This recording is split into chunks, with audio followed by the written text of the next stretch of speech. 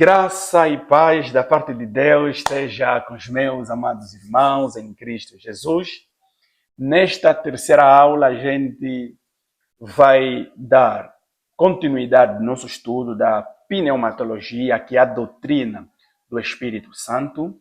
Na primeira aula, nós definimos que a pneumatologia é a matéria da teologia sistemática que estuda a respeito da pessoa e da obra do Espírito Santo.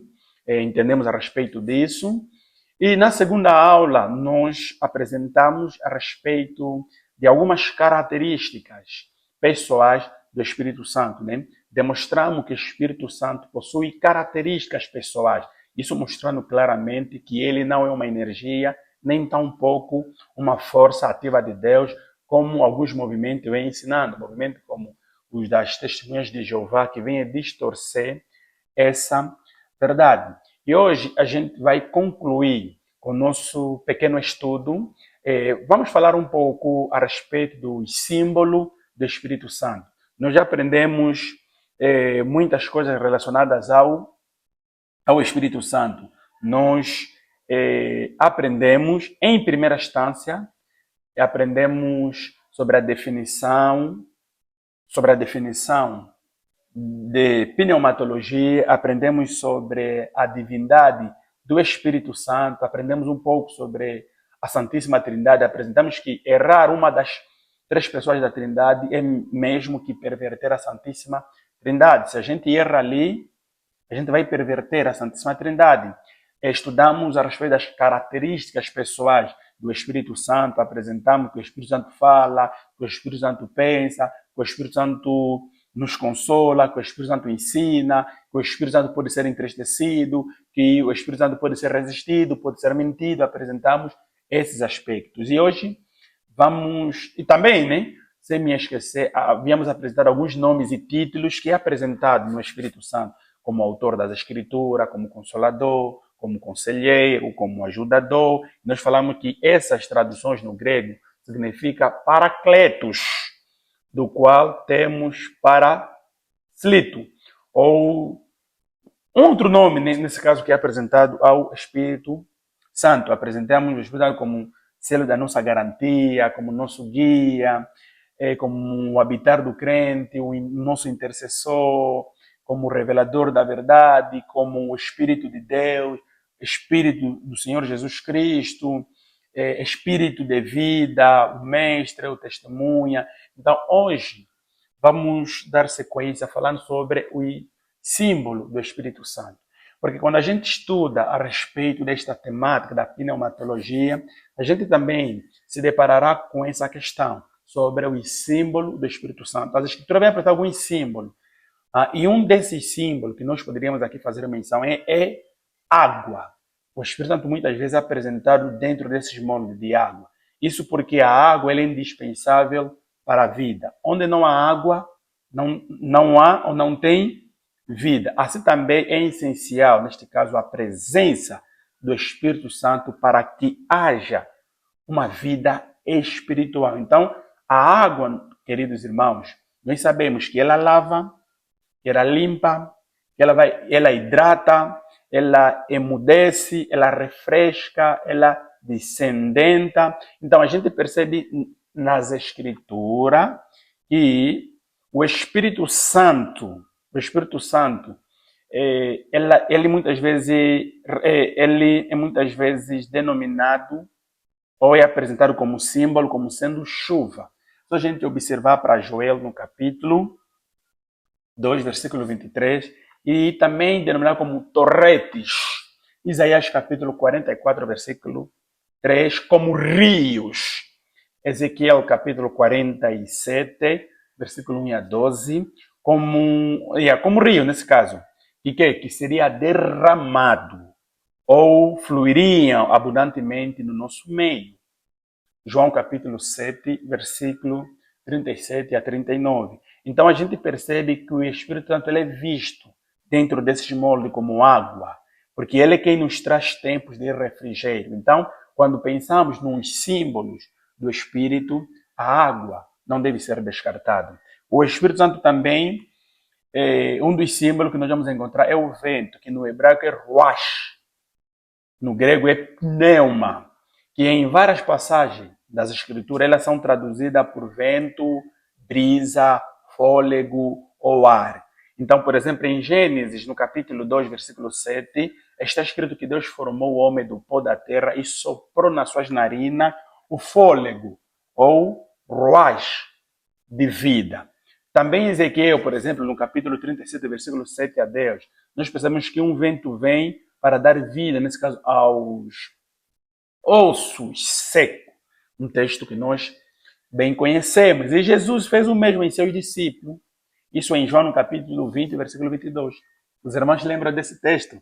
Diz o seguinte: soprou sobre eles e lhes disse: recebei, ou recebei, aliás, o Espírito Santo. Então, demonstrando que o Espírito Santo também é olhado dentro daquilo que vem a ser o símbolo como vento. E também encontramos como fogo, encontramos como azeite, encontramos como pomba. Se for como fogo, a Bíblia diz em Hebreus, no capítulo 12, versículo 9, que Deus é um fogo consumidor.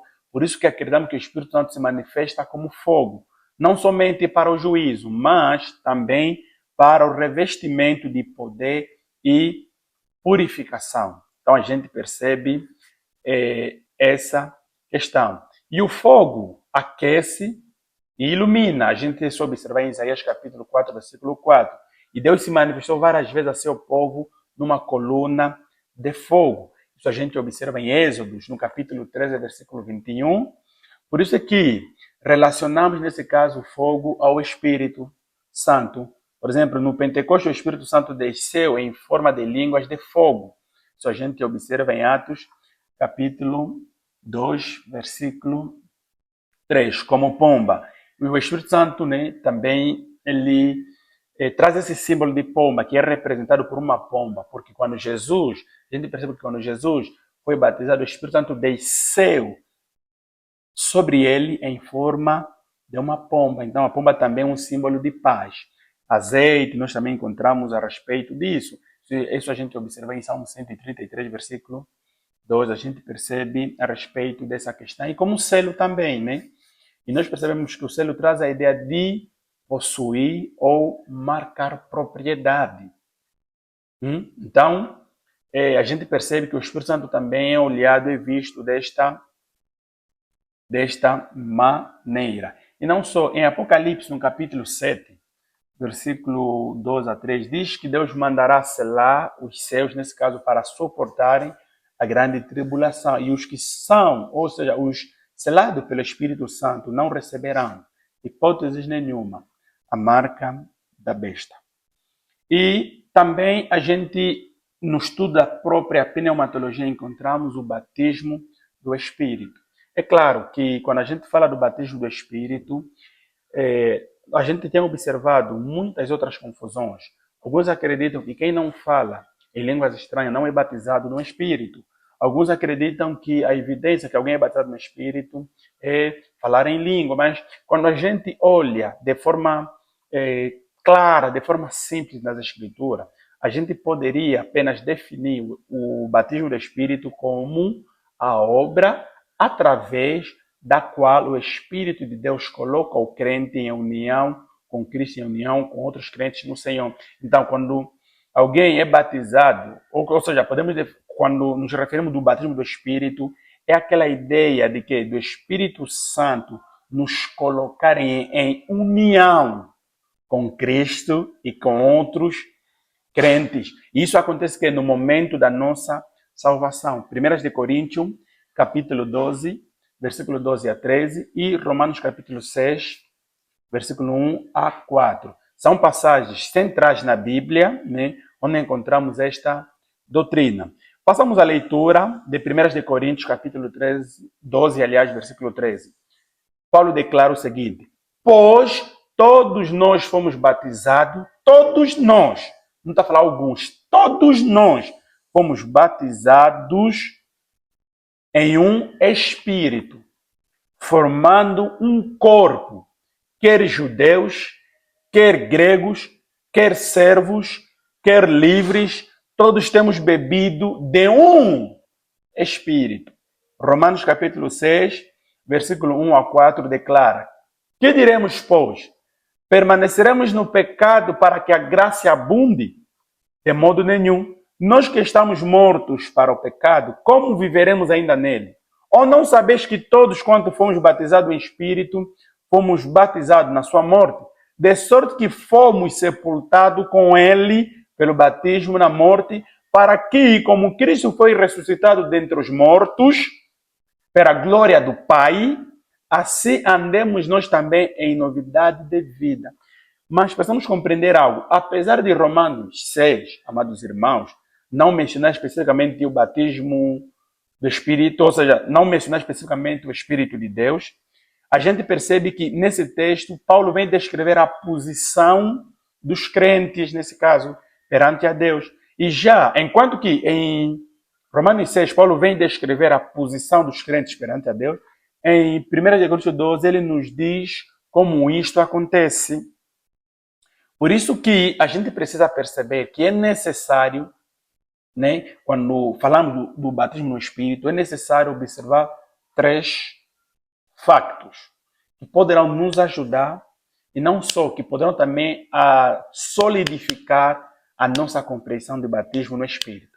Primeiramente, em 1 Coríntios, que nós lemos, né, 1 Coríntios 12 a 13, Paulo afirma claramente que todos fomos batizados no momento em que bebemos, ou então que recebemos o Espírito para habitar em nós. E isso é muito importante. Paulo está a mostrar claramente que todos fomos batizados no momento em que bebemos, ou seja, que recebemos o Espírito para habitar em nós. Em segundo lugar, em nenhum lugar das Escrituras, queridos irmãos, ela exorta, por exemplo, os crentes que sejam batizados com ou pelo Espírito. Isto indica claramente que todos os crentes já experimentaram que este ministério. Por último, em Efésios 4, 5, parece se referir ao batismo do Espírito, né? Parece se referir ao batismo do Espírito. Se este é o mesmo caso, então podemos dizer que o batismo do Espírito já é uma realidade de cada crente. O batismo do Espírito já é uma realidade de cada crente, assim como são uma fé e um Pai, concluindo então que o batismo do Espírito também faz essas duas coisas. O batismo do Espírito, ele nos une a Cristo, ou seja, ao corpo de Cristo, e ele também vai lá validando a nossa crucificação, aliás, com Cristo. Então, quando nos referimos ao batismo do Espírito, não estamos a nos referir nessa ideia de que se você não falasse em línguas estranhas, então não és batizado, não. Todos os crentes são batizados no Espírito. E é claro que alguns podem depois vivenciar certas experiências, como falar em língua, outras coisas. Isso pode até acontecer. Então é isso que a gente precisa compreender. E também tem a questão dos dons do Espírito. Então, quando a gente estuda sobre a pneumatologia, também a gente vai se deparar com a questão dos dons do Espírito.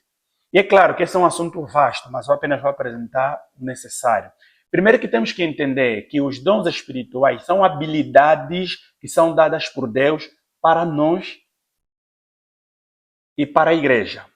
Os dons espirituais são habilidades que são dadas por Deus para nós, nesse caso para nós, aliás, a igreja. Isso quer dizer que eles são essenciais para o nosso crescimento espiritual e também para o crescimento espiritual de todo o corpo de Cristo, ou seja, da igreja. E o apóstolo Paulo fala sobre eles, nesse caso em 1 Coríntios 12, de modo bem detalhado.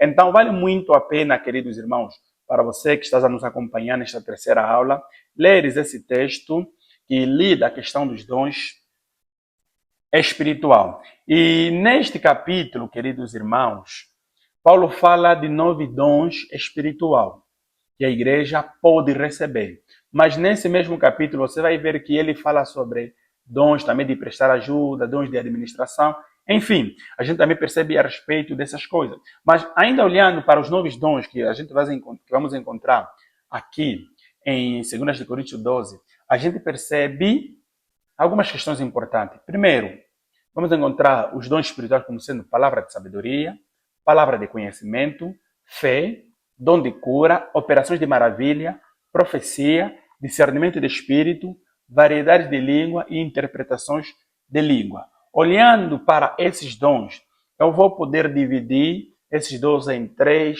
grupos. Primeiro grupo, vamos denominar como os dons de fala. Segundo grupo, dons de revelação. Terceiro grupo, dons de poder. Então, três dons para cada um desses grupos. Primeiro, dom de fala. Nos dons, aliás, de fala, a gente encontra a profecia, a gente encontra variedades de língua, a gente encontra interpretações de língua. Nos dons de revelação, a gente vai encontrar a palavra de sabedoria, palavra de conhecimento e discernimento de espírito. Nos dons de poder, a gente vai encontrar fé, dom de cura e operação de milagre. E a gente vai procurar desmistificar um pouco a respeito desses dons. Por exemplo, quando a gente nos refere a dom de sabedoria, o que nós queremos dizer com isso? Primeiro é que a gente precisa perceber que a verdadeira sabedoria vem de Deus. Isso quer dizer que o dom de sabedoria é uma sabedoria espiritual que vai além da experiência e do bom senso. Quer dizer, quando alguém tem esse dom, tem esta graça, foi agraciado abundantemente por Deus com esse dom, essa pessoa vai ter uma sabedoria espiritual. E esta sabedoria espiritual vai além da experiência, ou então do bom senso, para mostrar que Deus é fonte de toda a sabedoria. E aquele que é humilde de coração recebe a direção e instrução do Deus Todo-Poderoso. Provérbios capítulo 2, versículo 6. Então, este é um dom que Paulo também vem fazendo menção. A gente também encontra o dom como palavra de conhecimento, para mostrar que o Espírito Santo ajuda, quem tem esse dom, o Espírito poderá lhe ajudar a compreender, a explicar assuntos espirituais. Quer dizer que o conhecimento, nesse caso, pode ser compreendido como ciência, pode ser compreendido como a capacidade de acumular experiências através do Espírito Santo. Isaías 33, versículo 6. Então a gente também precisa entender que quando nos referimos à palavra de conhecimento, temos que ter essa compreensão. Quando falamos, temos também dom de fé, creio que esse é um dom que não gera muita confusão. Temos o dom de cura. A gente percebe que quando falamos que alguém tem o dom de cura, estamos a dizer que Deus dará poder a esta pessoa para curar doentes de forma milagrosa. E é claro que o dom da cura, um ponto que é muito importante, não atua somente na parte física, não, mas também na parte psicológica, espiritual, como também na libertação. Mateus capítulo 10, versículo 8. Temos também o dom de milagres. A gente percebe que o Espírito Santo é que vai capacitar a fazer sinais e maravilhas, né? Vale lembrar que milagres acontecem para que o nome do Senhor seja engrandecido. Um milagre não é apenas material, não. Só a gente observar em Salmos capítulo 77, versículo 14. Então, a gente percebe que existem pessoas que têm este dom, esta graça de milagres. É claro, milagre é algo que vai além, né? Pessoas que nasceram sem mão, às vezes vão voltar a ter mão. Isso é algo que a mente humana não consegue compreender. E tem também o dom de profecia. Quando a gente percebe ou estuda a respeito do dom de profecia, a gente percebe que profetizar nesse sentido, segundo a Escritura, é transmitir uma mensagem por inspiração de Deus. Profetizar não é fazer aquelas maracutadas de querer só se preocupar de adivinhar o futuro de alguém, não. Profecia, em primeira instância, ela surge da vontade de Deus. Em fazer o quê? Em revelar algo à igreja ou a uma pessoa singular. Isso que a gente precisa compreender sobre quem tem esse dom. Temos também o dom de discernimento de espírito. A gente percebe claramente que discernir espírito é propriamente entender se uma mensagem vem de Deus ou não. Isso tem a ver com o quê? Com o discernimento. Nós pensamos que o discernimento ele é muito importante para impedir, nesse caso, da igreja cair no engano. Porque a gente percebe que há muitos espíritos, há muitos falsos profetas que tendem a levar a igreja ao engano. Então, alguém que tem esse dom terá esse discernimento. E também temos variedades de língua, a gente percebe que falar em línguas, esse variedade de língua é aquela capacidade que Deus dá a certo indivíduo para falar em línguas que ele não conhece, né? E nós percebemos que o dom de línguas ou línguas estranhas está, nesse caso, diretamente ao dom de interpretação de línguas.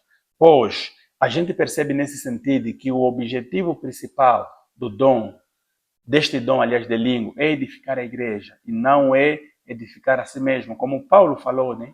Em 1 Coríntios 14, versículo 4, e como ele também falou em 1 Coríntios, capítulo 14, versículo 14 a 19. Também temos interpretações da língua, que é necessário.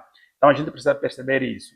Isso quer dizer que o que são, né? Depois disso, tem uma questão que a gente precisa também frisar. Entendemos isso? É a questão do fruto do Espírito.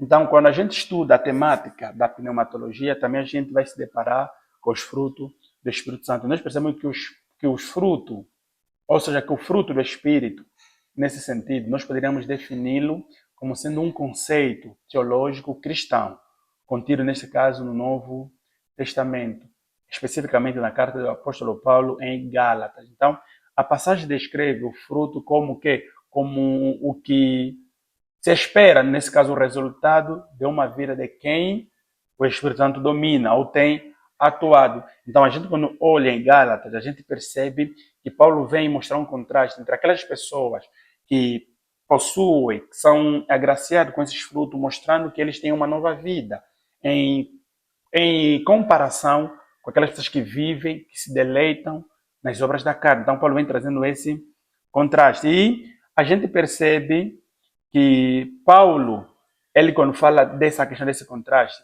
ele vem mostrando as obras da natureza pecaminosa, isso no versículo 19 a 21, que ele fala que as obras da carne são conhecidas, como prostituição, impureza, lascívia, idolatria, feitiçaria, inimizade, porfia, ciúme, discórdia, dissensões, entre outras coisas, manifestando que pessoas que vivem ali ou que se lambuçam nesses pecados, nessas práticas, provam claramente que não nasceram de novo, que ainda estão debaixo do domínio desta natureza pecaminosa, diferente do Espírito Santo. Aqueles que têm o Espírito Santo, a gente vai observar esses frutos na vida dele. Fruto como o amor, e nós temos entendido que o amor é a base de todas as virtudes, manifestando que quem na verdade é cristão de verdade, quem na verdade o Espírito Santo faz morada nele, o Espírito vai produzir este amor no coração dele. Encontramos amor, encontramos alegria, encontramos a paz, encontramos a longanimidade. Todas essas características, ou fruto do Espírito Santo, revelam que, na verdade, esse fulano pertence a ele. Por exemplo, na longanimidade, a gente percebe que essa é uma expressão que vem denotar paciência de quem, na verdade, foi regenerado. Em meio, por exemplo, a certas confusões, discussões, ira, alguém que é longânime, alguém que é paciente. E a gente percebe que a paciência é um fruto do Espírito. E ele é fundamental. E ele é fundamental para nós. Então, a gente percebe a respeito dessa questão. Encontramos a benignidade, encontramos a bondade, encontramos a fidelidade, encontramos a mansidão e encontramos o famoso domínio próprio. Né? A gente aqui percebe que Paulo vem listar os frutos do Espírito e vem trazer também o domínio próprio, para mostrar que aqueles que na verdade são de Deus, o Espírito Santo habita neles, eles serão revestidos com o domínio próprio, eles vão poder ter aquele controle. Então, isso mostra, queridos irmãos, que no original essa expressão domínio próprio descreve especificamente a capacidade de uma pessoa conter-se a si mesma. exercendo, nesse caso, o domínio próprio, submetendo todas as nossas vontades à obediência a Cristo. Então, eu poderia concluir essa aula dizendo: se somos verdadeiramente seguidores de Cristo, necessariamente devemos viver de uma maneira compatível à nossa fé. A vida cristã deve ser completamente dependente do poder que o Espírito Santo nos concede na mortificação e as paixões e desejos carnais, revelando em nossa conduta os efeitos da cruz. Como servos do Senhor, a primeira coisa que deve ser notada em nosso modo de viver é o fruto do Espírito. Se olharmos para a nossa própria vida e não enxergarmos o fruto do Espírito nela, então pode ser que as nossas raízes não estejam no Calvário. Então a gente precisa compreender isso. E as obras que eu recomendo para que os irmãos venham mais se aprofundar nesse estudo, vou apresentar nas imagens. Os irmãos podem baixar essas obras. Quero que vão vos ser benéficas. Então, que o Senhor possa vos abençoar.